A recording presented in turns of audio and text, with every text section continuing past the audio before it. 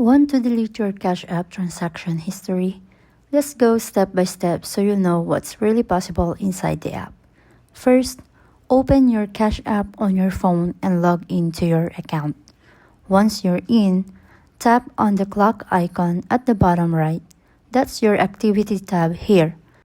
You'll see all your past transactions. As you scroll through, you'll notice there's no option to delete or hide individual payments. That's because Cash App automatically saves your records for security and legal reasons. But don't worry, only you can see this history.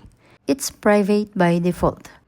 The people you pay or receive money from will see their side of the transaction, but strangers or the public can't view your history. Now, if you really want to erase everything, the only way is to delete your entire Cash App account.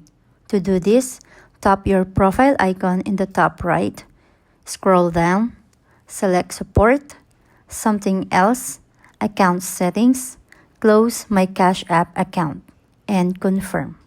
Once you do that, all of your history gets removed along with your account. Just make sure to cash out your balance first, because deleting your account is permanent. You can get your money back once it's gone. And that's it.